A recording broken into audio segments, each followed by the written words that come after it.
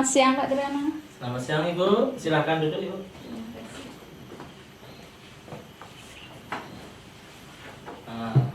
Bagaimana kabar Ibu untuk siang hari ini? Sehat, dalam keadaan baik Bapak. Amin. Mudah-mudahan kita nanti bisa bercakap-cakap santai Ibu ya. Tidak usah dengan beban ataupun perasaan berat ya. Mohon maaf Ibu ya, Ibu saya panggil untuk di ruangan ini akan membicarakan tentang supervisi akademik ya. Supervisi akademik adalah suatu proses pemberdayaan Ibu bagaimana cara meningkatkan performa Ibu dalam mengajar sehingga nanti dalam mengajar Ibu benar-benar bisa mencapai tujuan yang Ibu inginkan. Nah, adapun langkah-langkah dalam supervisi ini Ibu itu ada 3. Yang pertama ada pra-observasi, yang kedua adalah observasi, yang ketiga adalah pasca observasi. Yang sedang kita lakukan saat ini Ibu, kita sedang melakukan pra-observasi. Nah, dalam pra-observasi ini saya hanya ingin cakap-cakap Ibu. Jadi saya tidak ingin apa-apa, tapi saya ingin cakap-cakap bagaimana sih dalam proses pembelajaran Ibu, bagaimana kesiapan Ibu dalam melakukan pembelajaran nanti di kelas ya. Agar pembicaraan kita ini tidak sia-sia Ibu ya. Apa sih yang menjadi harapan Ibu sebagai seorang guru itu dalam mengajar? Baik Bapak, mungkin ada beberapa hal yang akan saya lakukan nanti dalam pelaksanaan observasi.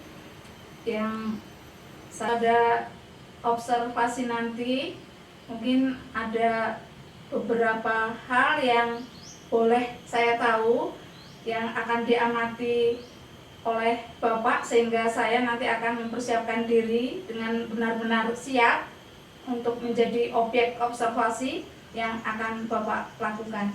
Oke, baik Ibu. Jadi dalam observasi ini tentunya Ibu harus mempersiapkan diri dengan matang ya. Harus mempersiapkan diri dengan matang segala sesuatu yang akan Ibu gunakan dalam mengajar nanti. Baik itu perangkatnya, baik itu medianya, dan apapun hal-hal yang dibutuhkan seperti penilaiannya, LKPD-nya. Nah, itu yang harus Ibu lakukan. Nah, untuk itu kira-kira Ibu ya, Ibu telah mempersiapkan apa dalam hal ini? Hari ini Pak, saya akan mulai mempersiapkan diri ya, sehingga nanti pada hari Selasa ya, saya tentukan hari Selasa Pak, jam ke-3 ke-4. Oke, pada hari Selasa Ibu ya. Ya, jam Hari ke-3 Selasa ke-4. pada jamnya ke berapa Ibu? 3 ke-4. 3 ke-4. Di Terus kelas 8A. kelas 8A. Itu pas mata pelajaran matematika, saya akan bisa menjalankan pembelajaran dengan maksimal tentunya. Baik Ibu. Jadi Ibu tadi sudah bercerita tentang observasi ini akan dilakukan pada hari Selasa mendatang Ibu ya. Berarti kan kita hanya mempunyai waktu sedikit ini Bu. Dan tentunya tadi Ibu katakan bahwa itu akan dilakukan pada kelas 8 pada jam 4 sampai jam ke-3 ke-4. Oh ya, ke-3 ke-4 Ibu ya. Dan kebetulan Ibu mengampu mata pelajaran matematika. Nah, observasi nanti kira-kira Ibu itu akan memfokuskan pada materi apa Ibu? Baik, jadi untuk observasi nanti saya kebetulan pas pada materi bangun ruang sisi datar. Nanti saya akan fokus menentukan volume kubus dan balok Bapak. Baik, jadi Ibu tadi katakan bahwa Ibu akan fokus pada bangun ruang sisi datar ya. Jadi yang dapat saya catat di sini adalah bangun ruang sisi datar dan dispesifikan lagi kepada volume, balok dan kubus. Oke. Jadi dengan demikian apa yang menjadi tujuan Ibu dalam menyampaikan materi itu nanti? Untuk tujuan penyampaian materi itu, yang pertama, murid mampu memahami luas permukaan kubus dan balok. Murid mampu Ibu ya. Iya, murid Oke. mampu Oke, murid mampu. memahami Oke. luas permukaan kubus dan balok menggunakan teori maupun alat peraga secara konkret. Oke. Yang kedua, murid mampu menentukan volume kubus dan balok. Yang kedua menentukan volume. Oke. Kubus dan balok. Kemudian yang ketiga, murid mampu melaksanakan presentasi hasil diskusi kelompok mereka maupun dapat menerapkannya dalam kehidupan sehari-hari. Baik Ibu, jadi dari ulasan yang telah Ibu sampaikan tentang tujuan tadi, yang pertama adalah murid mampu menentukan luas permukaan balok dan menentukan volume balok maupun kubus. Nah, yang kedua, murid mampu menentukan volume, Ibu ya. Oke, volume. Yang ketiga, murid mampu presentasi. Nah, oke Ibu, dengan demikian agar nanti perjalanan dalam pembelajaran itu bisa berjalan baik ya Ibu ya. Kira-kira persiapan apa saja yang sudah Ibu lakukan untuk nanti dalam observasi ini biar benar-benar berjalan baik Ibu? Oke. Iya, langkah-langkah atau persiapan yang sudah saya siapkan, yang pertama merancang RPP, Pak. Oke. Yang kedua, membuat instrumen penilaian dalam bentuk LKPD atau LK. Kemudian yang ketiga, menyediakan media belajar yang konkret. Oke. Yang keempat, serta menyiapkan instrumen penilaian dan evaluasi. Gitu, Pak. Oke. Jadi setelah saya pahami, Ibu tadi sudah melakukan langkah-langkah yang sifatnya preventif dan memang itu harus dilakukan sebagai seorang guru, yaitu mempersiapkan RPP ya tentunya Ibu ya. Iya. Tadi RPP itu memang sangat penting sekali Ibu untuk seorang guru. Yang kedua adalah membuat instrumen atau dalam bentuk LKPD. Nah, itu adalah tentunya LKPD ini nanti untuk menilai kemampuan siswa Ibu ya. Iya. Ya ini. Oke. Terus yang berikutnya menyediakan media pembelajaran yang konkret, artinya adalah benda-benda yang nyata yang bisa kita lihat dalam kehidupan sehari-hari dan mereka memang ditemukan Ibu ya, ditemukan oleh siswa itu dalam kehidupan sehari-hari. Yang ketiga, Ibu menyiapkan instrumen dalam bentuk penilaian dan evaluasi. Artinya penilaian dan evaluasi ini penilaian secara kognitif, juga penilaian secara tingkah laku dan ini etika itu Bu ya. Nah, ataupun evaluasi yang lain. Nah, untuk itu Ibu langkah-langkah apa atau strategi apa ya nanti dalam pembelajaran itu biar bisa berjalan dengan baik dan juga mencapai tujuan secara maksimal.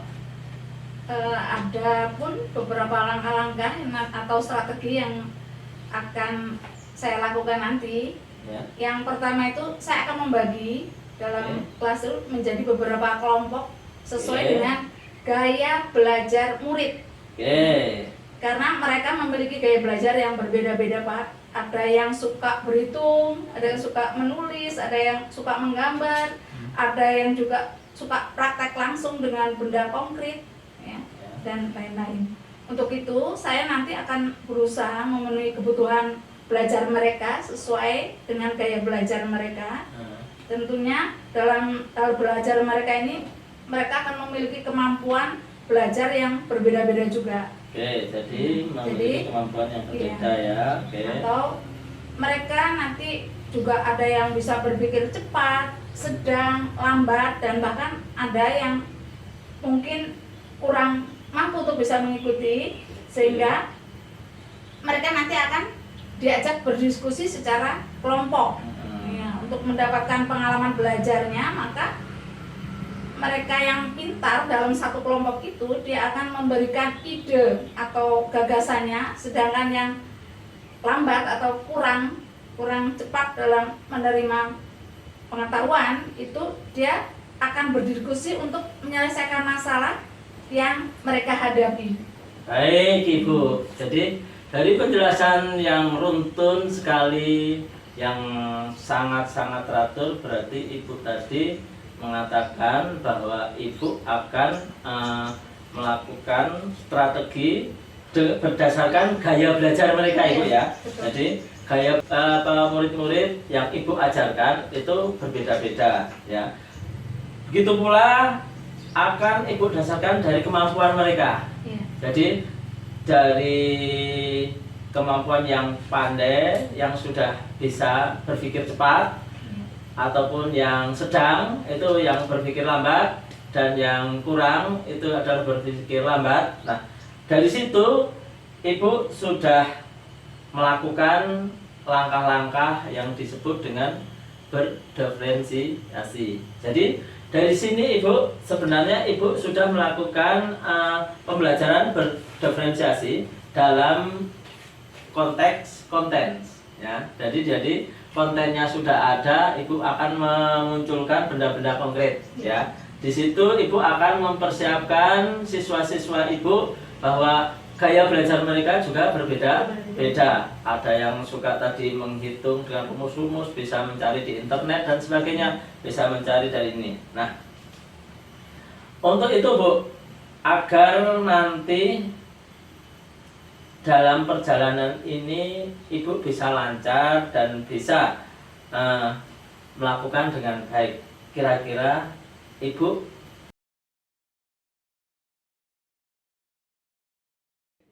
Benar Bapak, dalam belajar tentunya banyak hal atau banyak murid yang merasa kesulitan di sini tentunya.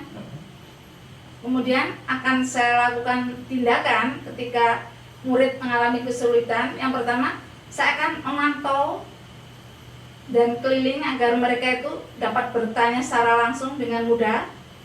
Kemudian membimbing serta menuntun mereka sesuai dengan tingkat kesulitan yang dihadapi murid. Kemudian yang ketiga, akan menentukan dalam satu kelompok, saya yakin ada yang bisa menyelesaikan soal-soal dalam LKPD untuk bisa menjadi tutor sejawat. Jadi memberdayakan tutor sejawat. Nah, untuk mereka yang merasa sudah bisa, itu akan diharapkan memberikan pengarahan pada temannya, sehingga yang kurang mampu pun dia tidak enggan bertanya karena dengan teman sejawatnya. Oke. Baik Ibu, di sini tadi saya simak bahwa Ibu itu akan memberikan bantuan ya, bantuan kepada siswa-siswa yang kurang mampu. Nah, memang benar dalam pembelajaran berdiferensiasi itu ada bantuan-bantuan yang diberikan. Nah, oleh karena itu dalam merancang ataupun membuat instrumen penilaian ya untuk murid yang dirasa masih kurang dalam persiapan. Nah, kira-kira nanti akan minta bantuan sama siapa Ibu? Kira-kira Ibu? Yang pertama tentu saja saya akan berkolaborasi, ya, minta bantuan rekan-rekan sejawat ya. Oke, pada rekan sejawat Ibu ya. Iya, Oke, pada rekan sejawat. Ya, dan sekali.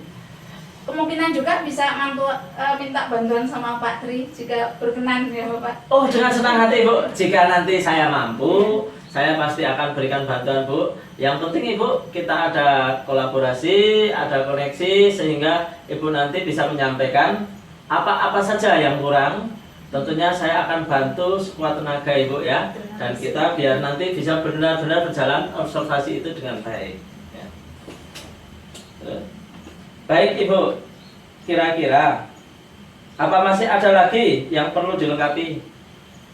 Tentunya masih ada Pak, karena ini Oke. kan baru persiapan, jadi saat ini belum terpikirkan karena baru proses persiapan. Jadi hal-hal yang harus saya siapkan ini masih terpikirkan, yang belum ada, belum ketemu karena masih dalam proses Pak. Mungkin masih ada beberapa yang belum. Ya. Berarti ini masih dalam proses Ibu ya? Dalam proses. Oke, betul, dalam proses. Oke, baik Ibu. karena ini tadi kan masih dalam proses Iya. ataupun masih dalam pengecekan persiapan Ibu ya. Agar nanti persiapannya juga pas di harinya itu juga dapat ditentukan siap semua. Nah, kira-kira Ibu, kapan Ibu mau ngecek ulang ini proses persiapan ini? Mudah-mudahan Bapak sehabis pembicaraan ini segera akan saya melengkapi hal-hal yang perlu disediakan, terutama medianya, Pak. Oke, baik Ibu. Tadi Ibu sudah menjelaskan semua dari persiapan belajar, kesiapan belajar siswa, strategi yang akan digunakan, bantuan Ibu terhadap murid, terus penilaian, alokasi waktu yang tersedia. Tentunya dalam supervisi akademik ini erat hubungannya dengan pengembangan kompetensi, Bu ya. Itu berarti kompetensi yang harus dikembangkan. Ini menurut Ibu. Ibu kan sudah bagus ini kompetensinya. Kira-kira apa kompetensi yang ingin ditingkatkan lagi atau dikembangkan lagi sehingga nanti memang benar-benar performa Ibu itu muncul dalam observasi itu, Ibu? Ya, dalam supervisi akademik ini saya nanti akan mengembangkan kemampuan saya sebagai seorang pemimpin pembelajaran yang berpihak pada murid, Bapak. Oke. Ya, sehingga Pemimpin dapat pembelajaran. ya, sehingga nanti dapat menuntun mereka ke arah yang lebih baik tentunya dari sekarang. Kemudian selain itu juga saya akan meningkatkan kompetensi sosial dan emosional saya karena melihat keberagaman mereka yang memiliki karakter dan gaya belajar yang berbeda-beda serta kemampuan setiap siswa yang berbeda-beda, dan saya harus bisa bagaimana menyikapi mereka agar tetap fokus dalam pembelajaran yang berlangsung dan dapat mengambil keputusan yang berpihak kepada murid tanpa merugikan murid. Gitu, Bapak.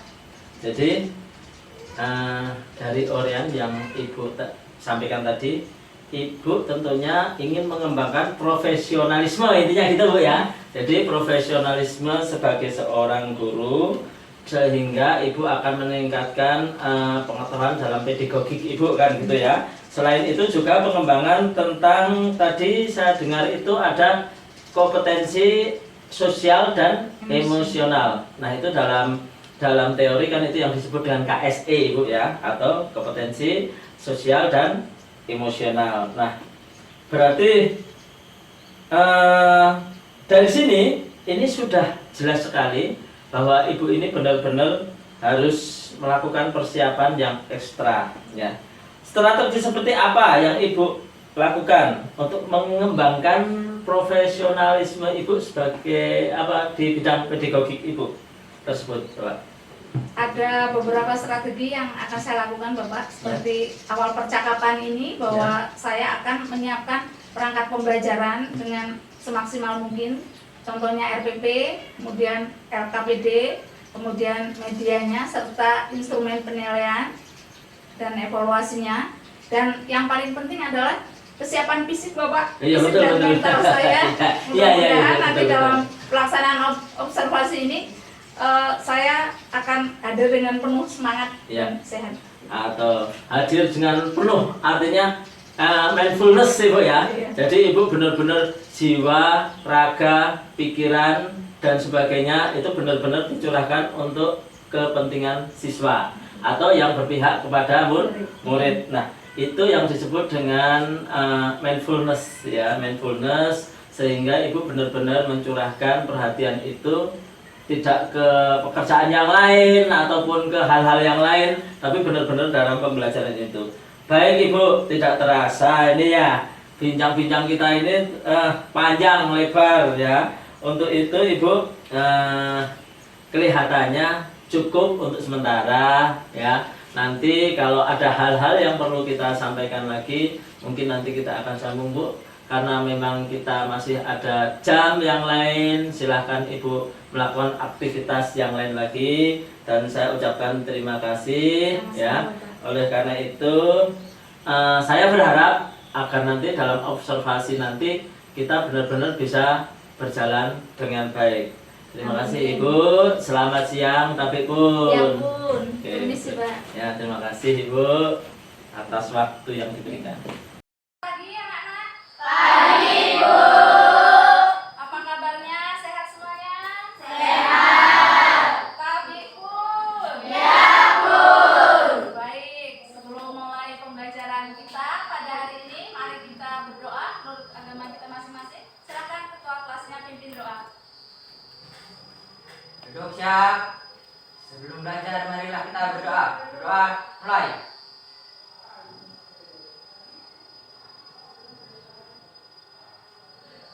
Berdoa selesai. Beri salam kepada Ibu Guru. Selamat pagi, Bu. Selamat pagi semuanya. Apakah ada yang tidak hadir pada pagi hari ini? Baik, syukurlah kalian dalam keadaan sehat. Baik, apakah kalian sudah siap untuk belajar? Baik, sebelum mulai pembelajaran, mari kita refleksi dulu, yel-yel dulu. Baik, dengan menggunakan buku. Tepuk 1, tepuk 2, tepuk 3, tepuk 4, tepuk 5. 2 kali tepuk 5. Baik, konsentrasi.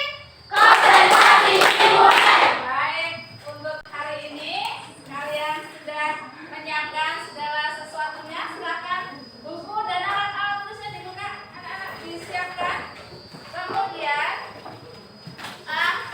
kita akan mengingatkan kembali pada pertemuan yang lalu sebelum masuk ke materi hari ini. Anak-anak, pada materi pertemuan yang lalu, apa yang kita pelajari? Masih ingat? Menentukan luas permukaan balok dan kubus. Baik, pada hari ini kita lanjutkan materi yang akan kita pelajari adalah perhatikan di sini. Materi kita hari ini apa yang kita pelajari? Menentukan sisi data. Kemudian sub pokok bahasanya adalah menentukan volume kubus dan balok. Baik, materi ini ada di buku paket kalian, buku Matematika kelas 8 pada halaman 155. Silakan dibuka. Adapun tujuan pembelajaran kita pada hari ini. 1. Murid mampu menentukan luas permukaan kubus dan balok dengan menggunakan alat peraga berupa benda nyata atau konkret. Kedua, murid mampu menentukan volume kubus dan balok melalui pola tertentu. Ketiga, murid mampu mempresentasikan hasil diskusi kelompok.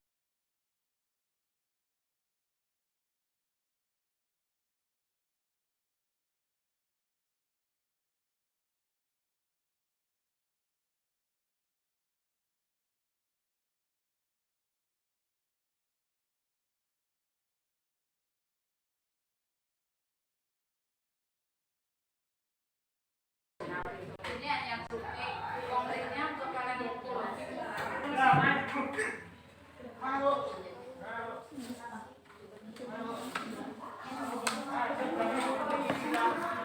Untuk waktu diskusi selesai, silakan yang mau mempresentasikan hasil diskusinya. Kelompok berapa? Baik, untuk kelompok 1 kasih tepuk tangan dulu. Silakan kelompok 1 untuk mempresentasikan.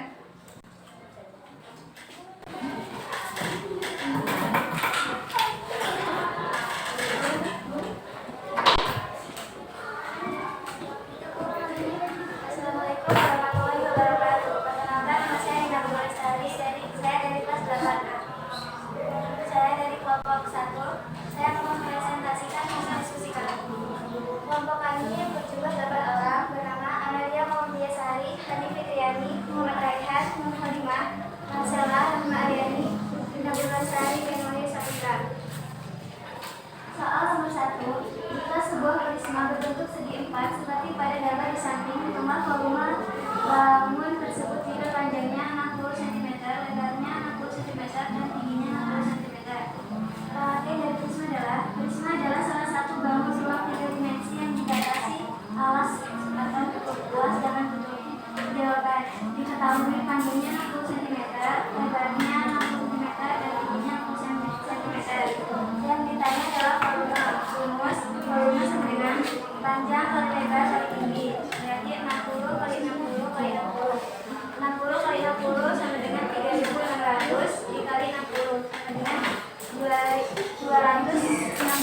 cm. Soal nomor 2. Jika diketahui sebuah bak penampungan air memiliki ukuran panjang, lebar, dan tinggi adalah 5 meter, 6 meter, dan 4 meter, maka gambarkan bentuk bak penampung air tersebut. Hitunglah volume bak tersebut. Ini adalah gambar dari bak penampung air. Jawaban dari hitunglah volume bak tersebut. Jawab: diketahui panjang 5 cm, lebar 6 cm, tinggi 4 cm. Yang ditanya adalah volume. Rumus: F sama dengan panjang kali lebar kali tinggi sama dengan 5 kali 6 kali 4 sama dengan 120 meter. Soal nomor 3. Sebuah batako berbentuk balok memiliki panjang 26 cm, lebar 18 cm, dan tinggi 10 cm.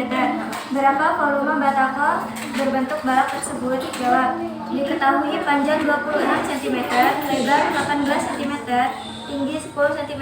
Bagus sekali lagi pakai buat kalian.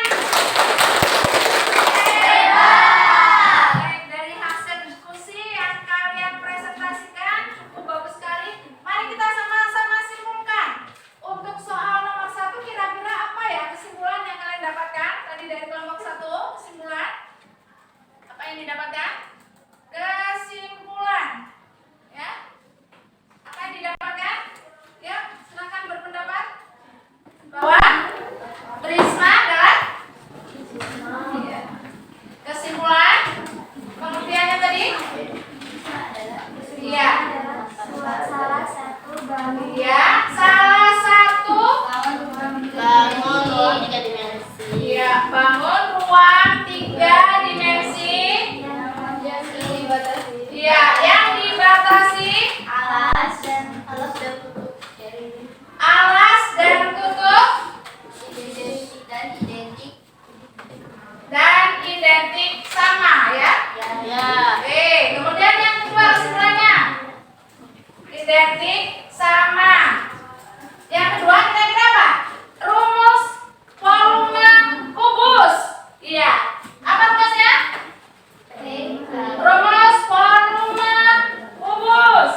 Didapatkan? Iya, volume sama dengan kubus. Kubus. Ya. Yang ketiga sisinya sama. Berarti sisi kali sisi kali sisi atau volume sama dengan sisi pangkat 3. Oke, kemudian kesimpulan berikutnya. Volume batako tadi seperti apa bentuknya? Balok. Oke, volume balok. Apa rumusnya? Panjang Iya, volume balok. Apa rumusnya? panjang kali lebar kali tinggi. Baik. Anak-anak, benda-benda yang kalian peragakan tadi, benda konkret dalam kehidupan sehari-hari, kalian sering menjumpai contohnya bak mandi. Kemudian penampungan air. Terus apa lagi? Ya. Banyak dalam sekitaran di kehidupan kalian dalam pembelajaran ini diharapkan nanti kalian bisa mempraktekkannya, kemudian bisa mengaplikasikannya dan menyelesaikan masalah yang kaitannya dengan kubus dan balok. Refleksi untuk pembelajaran hari ini, apakah dengan cara belajar kalian dan diskusi kalian menyenangkan? Sangat menyenangkan? Terima kasih, semoga bermanfaat untuk kehidupan sehari-hari dan ketika kalian menguasai materi ini mudah-mudahan bisa memecahkan masalah yang akan kalian hadapi di bangun ruang sisi datar yang akan kalian pelajari berikutnya dalam pemecahan masalah. Terima kasih atas perhatiannya. Saya ucapkan selamat siang dan selamat belajar. Selamat siang.